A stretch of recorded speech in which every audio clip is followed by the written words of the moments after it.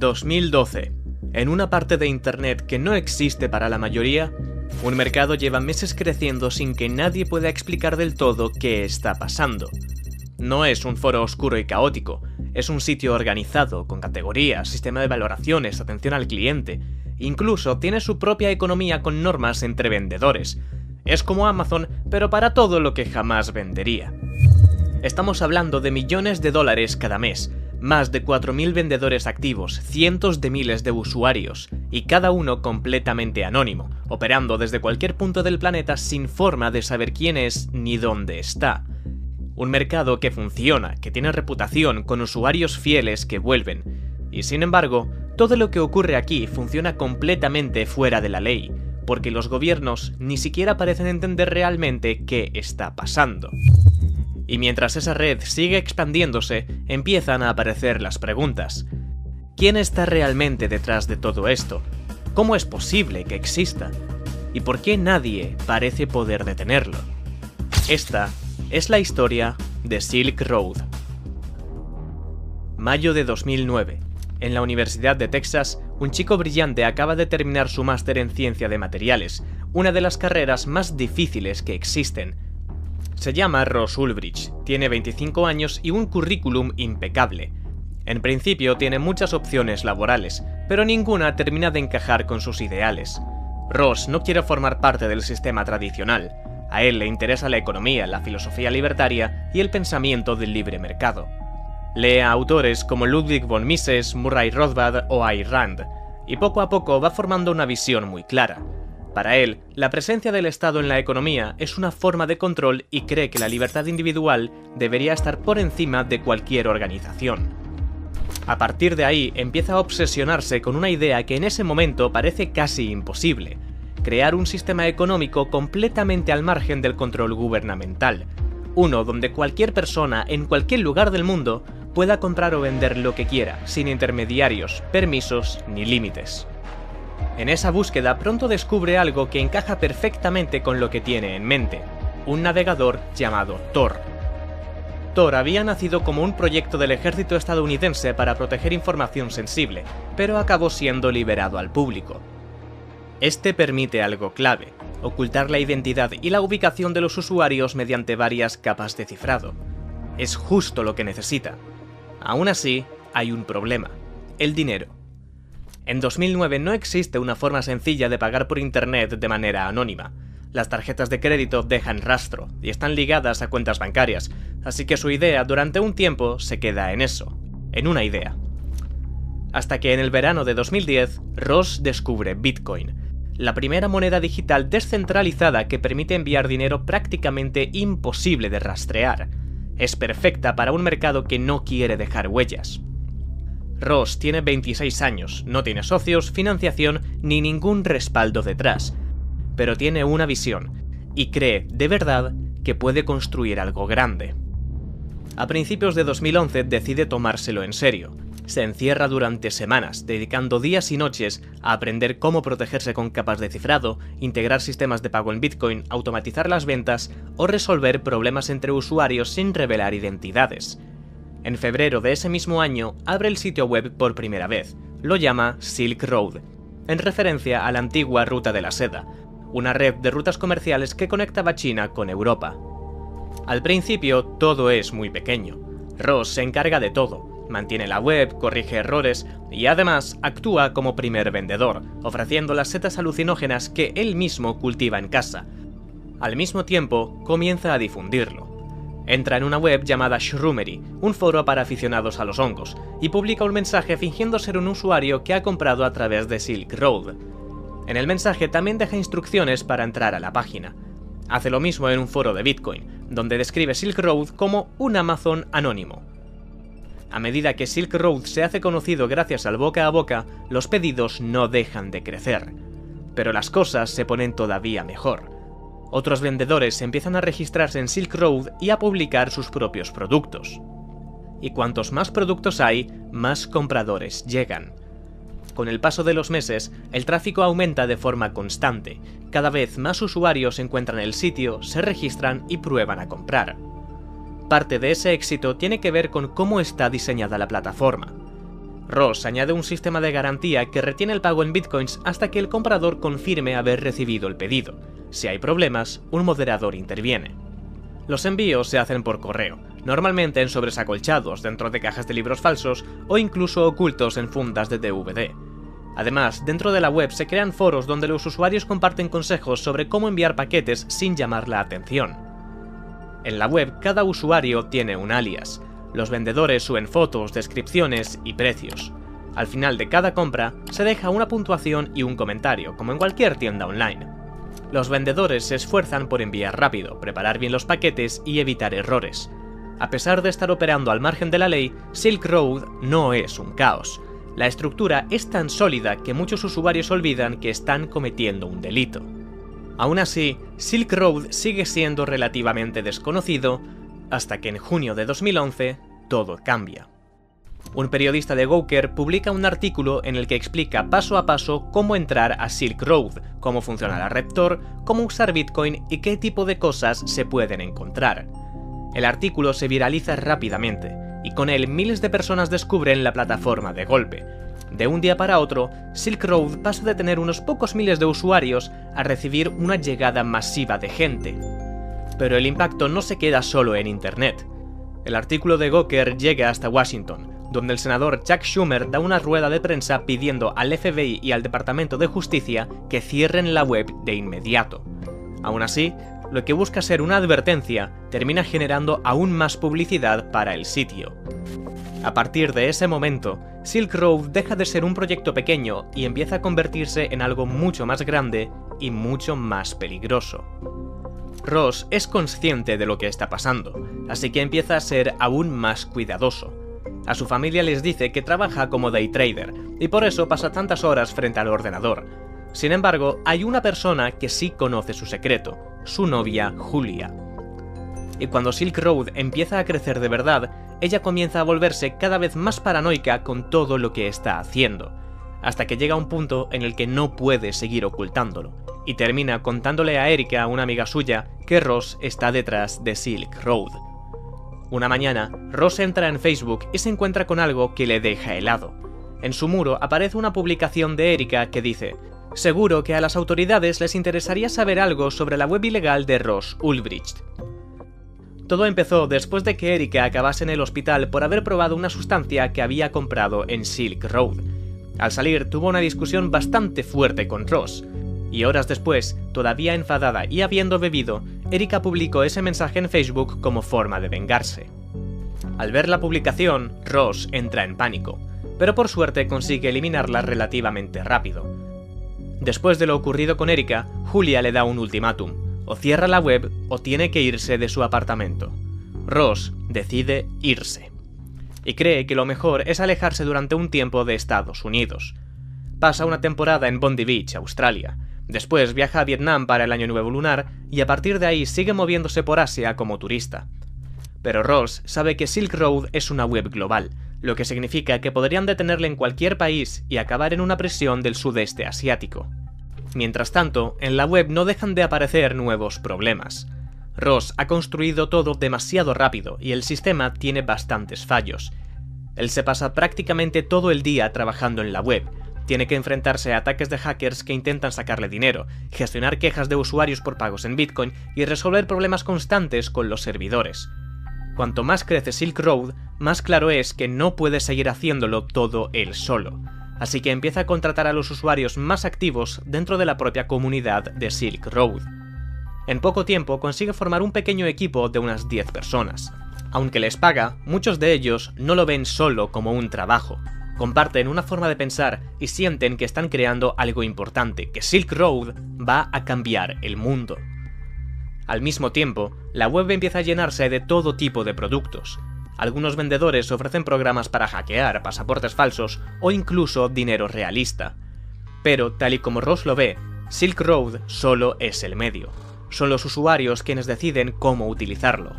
Él quiere un mercado completamente libre, y eso hace que todo pase a ser una especie de movimiento, una prueba de que un sistema puede funcionar sin intervención externa. En el foro, Ross organiza las llamadas Noches de Cine de Silk Road, donde una vez por semana los usuarios ven la misma película al mismo tiempo. También organiza concursos para atraer a más gente. Y entre todos los usuarios hay uno que destaca, alguien que se hace llamar Variety Jones. Nadie sabe quién es en realidad, pero demuestra tener experiencia, conocimientos técnicos y una visión estratégica. Pronto empieza a darle consejos a Ross sobre cómo mejorar la seguridad y hacer que todo funcione de forma más estable. Ross no puede hablar de esto con nadie de su entorno, sobre todo después de lo que ha pasado con Julia y Erika. Así que con él, Ross siente que por fin tiene a alguien con quien compartir todo esto. Un día, Variety Jones le da un consejo clave: dejar de usar el nombre de admin y empezar a utilizar un alias. Le propone el nombre de Dread Pirate Roberts, el mítico personaje de la película de la princesa prometida, un pirata que nunca muere porque la identidad va pasando de uno a otro. Ross lo entiende. Si lo llaman Dread Pirate Roberts y mañana desaparece, puede parecer que ha sido sustituido, y si alguien lo investiga, siempre podrá decir que ya no es él, o que nunca lo fue. Al mismo tiempo, Silk Road sigue creciendo a una velocidad que nadie parece entender.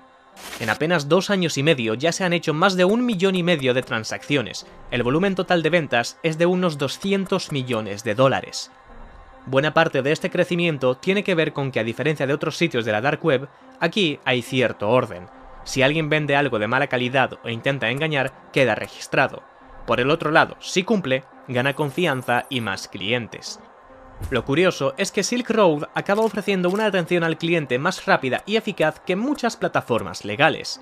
Eso hace que miles de personas que antes no se habrían planteado comprar este tipo de cosas empiecen a verlo como una opción, ya que aquí no hay situaciones tensas, solo necesitas un ordenador, algo de Bitcoin y una dirección de envío. Pero lo que Ross todavía no ve es que mientras todo eso crece, también está dejando un rastro. Y ese rastro ya ha empezado a despertar interés. En 2012, el gobierno de Estados Unidos decide actuar en serio. La situación ya no se puede ignorar. Alguien tiene que encontrar al responsable y cerrar la web. Así, el FBI, la DEA, el IRS y el Servicio Secreto se coordinan para cazar al hombre que se esconde detrás del nombre Dread Pirate Roberts. Cada una se centra en una parte distinta de la investigación. El FBI intenta localizar los servidores de la página, la DEA trata de infiltrarse en los foros internos para ganarse la confianza de Ross, y el IRS sigue el rastro del dinero. Encontrarlo se convierte casi en una competición entre agencias. En mayo de 2013, los investigadores encuentran algo importante, varios fallos en el código de Silk Road que filtran direcciones IP. Gracias a eso, consiguen localizar los servidores en un centro de datos en Islandia. Un equipo viaja hasta Reykjavik, donde consiguen acceder a la información. A partir de ahí, el FBI puede ver cómo funciona la web por dentro, cuántas transacciones se realizan, cuándo se conecta el administrador y desde dónde. Pero lo más relevante no es eso. Entre todos esos datos aparece el nombre del ordenador desde el que se administra el sitio, Frosty. Además, detectan que ese mismo administrador ha accedido recientemente desde una cafetería de San Francisco usando una VPN. El FBI ya tiene algo sólido, un nombre de dispositivo y una ciudad, pero todavía no saben quién está realmente detrás de todo. La pieza que falta la encuentra Gary Alford, un agente del IRS que se obsesiona con una pregunta bastante simple: si alguien ha creado un mercado en la Dark Web, ¿cómo lo dio a conocer al principio? Así que empieza a revisar foros antiguos uno por uno, hasta que da con algo interesante. Un usuario llamado Altoid había publicado un mensaje en un foro de criptomonedas hablando de Silk Road. No solo eso, en otro mensaje ese mismo usuario buscaba gente para trabajar en un proyecto relacionado con Bitcoin, y en el mensaje deja un correo de contacto, rossulbrich@gmail.com. Es la primera vez que aparece un nombre real asociado a todo esto. Gary sigue tirando del hilo y encuentra otra pista. En la web Stack Overflow, alguien llamado Ross Ulbricht había hecho una pregunta técnica sobre Tor. Lo curioso es que apenas un minuto después de publicarla, cambió su nombre de usuario a Frosty. Gary cada vez tiene más claro que ha dado con la persona correcta. Así que, con esa sospecha, decide pedir ayuda a un amigo del Departamento de Seguridad Nacional para investigarlo más a fondo. Y ahí aparece otro dato interesante.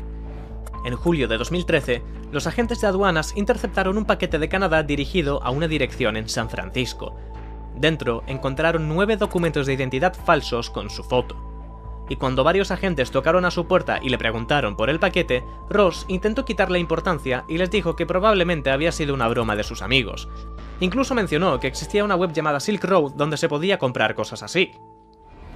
Cuando Gary muestra sus resultados con el resto de agencias, todo empieza a encajar de verdad. Por un lado, el FBI ya ha visto que tanto el servidor de Silk Road como el ordenador del administrador están identificados con el mismo nombre. Y por si fuera poco, Ross vive en San Francisco, muy cerca del lugar desde el que ese administrador se ha conectado varias veces. Con toda esa información, ya no hay dudas. Ross Ulbricht es Dread Pirate Roberts. Pero aún queda un problema importante. No basta con saber quién es, tienen que poder demostrarlo. Y para eso necesitan de tenerlo con el portátil abierto. Porque si Ross tiene tiempo de cerrarlo, cifrar el disco o activar cualquier sistema de seguridad, podrían perder las pruebas que lo vinculan directamente con Silk Road. Y sin esas pruebas, todo el caso se vendría abajo. Desde entonces, Ross pasa a estar vigilado las 24 horas del día. Los agentes saben que es cuidadoso, que a veces cambia de portátil, pero también detectan que suele trabajar desde bibliotecas públicas, y hay una en concreto que repite bastante, la del barrio de Glen Park. El 1 de octubre de 2013, en San Francisco, Ross empieza el día como cualquier otro. Desayuna con tranquilidad, guarda el portátil en su mochila y sale de casa. Lo que no sabe es que lo están siguiendo muy de cerca, y hoy han decidido que es el momento. Después de errores, pistas falsas y muchísimas horas de trabajo, todo se reduce a un solo instante. Ross entra en la biblioteca pública del barrio y se dirige a su zona habitual, al fondo, en la sección de ciencia ficción. Allí se sienta, saca el portátil y entra en Silk Road. Dentro de la biblioteca, cada agente ya está en su posición. Uno finge estar leyendo, otro parece un estudiante más. Al mismo tiempo, el agente Jared Derjegian, que lleva meses infiltrado en Silk Road bajo el alias Cirrus, le escribe para comprobar que está en línea. Hola, ¿estás ahí? Sí, aquí estoy. ¿Qué tal? Bien, ¿puedes revisar uno de los mensajes internos que te acabo de enviar? Claro, dame un segundo. Voy a iniciar sesión en el panel de administración. Vale, ¿qué mensaje es? Gracias a eso, Derjegian sabe que está dentro. Esa es la señal que estaban esperando. Justo entonces, una pareja que está cerca empieza a discutir justo detrás.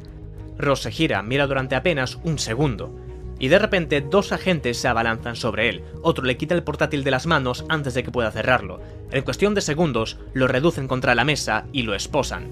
Ross Ulbricht acaba de ser detenido, y lo más importante, su portátil sigue abierto, desbloqueado y conectado como administrador. El FBI ya tiene todo lo que necesita.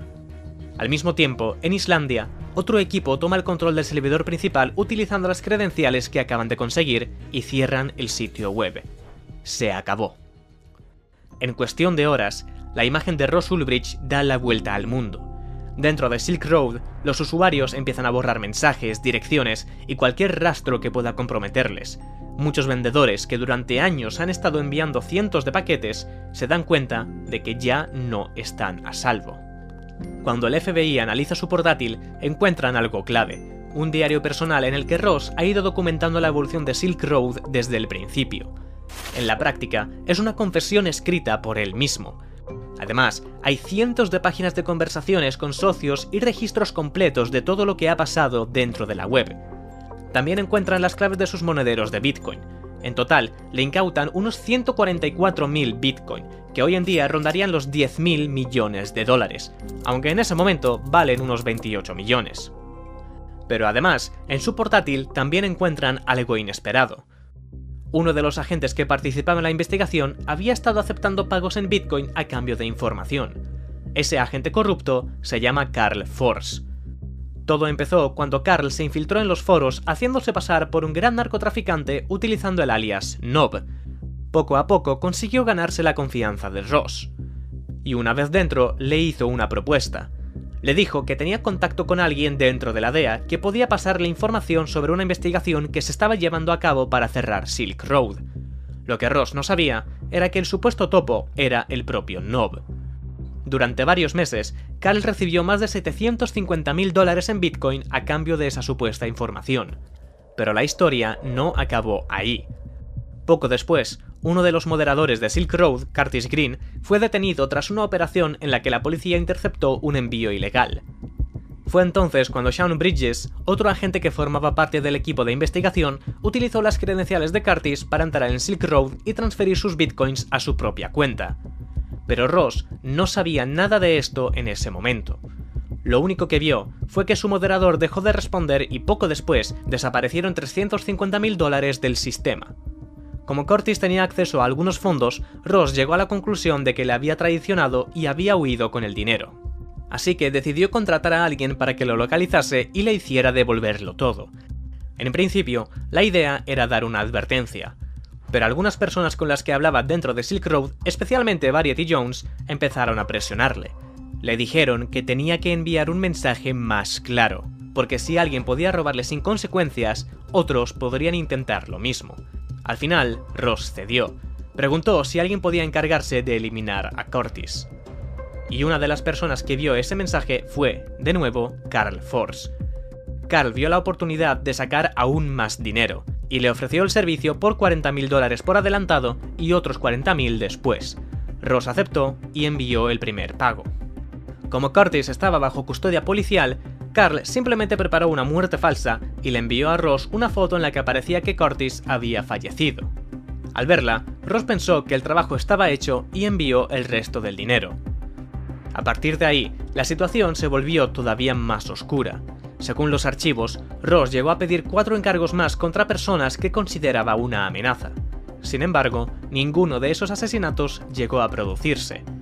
En todos los casos, Ross fue engañado por personas que decían ser mercenarios, pero que en realidad solo buscaban quedarse con su dinero. La situación era completamente surrealista. 2 agentes implicados en la investigación eran corruptos, aprovechándose no solo del propio Ross, sino que además utilizando recursos de la policía. Y con todo esto en marcha, a la vez en los foros de la Dark Web, el vacío que deja Silk Road no se llena con miedo, más bien ocurre lo contrario, todo empieza a moverse aún más rápido. Apenas un mes después, en noviembre de 2013, nace Silk Road 2.0, una copia casi exacta del original con el mismo funcionamiento y una estructura muy similar. En muy poco tiempo, la plataforma vuelve a llenarse de productos, vendedores y usuarios que simplemente continúan donde lo habían dejado. Y no se queda ahí. Alrededor de ese nuevo Silk Road empiezan a surgir otros mercados como Alphabay o Evolution, que con el tiempo acabarán dominando la Dark Web durante años. Todo esto deja una idea bastante clara: cerrar Silk Road no hace desaparecer el problema. La infraestructura, la demanda y el conocimiento ya existen, lo único que cambia es el lugar. Mientras que sigue creciendo la red, en el mundo real hay una familia que empieza su propia batalla. Los padres de Ross, Lynn y Kirk Ulbricht, se enteran de todo por las noticias, no sabían nada hasta ese momento. Viajan a Nueva York, contratan abogados y empiezan a defenderlo públicamente. Su madre, Lynn, se convierte poco a poco en la cara visible de esa defensa. Insiste en que su hijo no ha causado daño físico y que en el fondo lo único que hizo fue crear una plataforma donde cada persona tomaba sus propias decisiones. A principios de 2015, Ross Ulbricht entra en la sala del Tribunal Federal del Distrito Sur de Nueva York. Está a punto de comenzar uno de los juicios más mediáticos del siglo. La jueza Catherine Forrest lleva el caso.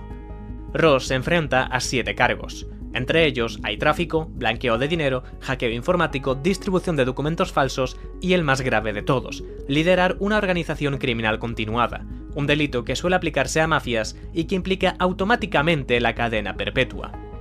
Entre las pruebas más importantes está su diario personal, donde describe en primera persona cómo nace y evoluciona Silk Road, y a eso se suman los testimonios de varios de sus antiguos colaboradores. Sin embargo, los supuestos intentos de asesinato no forman parte de los cargos, ya que legalmente no puedes acusar a alguien de asesinato si no existe ninguna víctima. Aún así, la fiscalía los menciona constantemente para construir una imagen más dura de Ross, no solo como el creador de un mercado ilegal, sino como alguien dispuesto a hacer todo para protegerlo.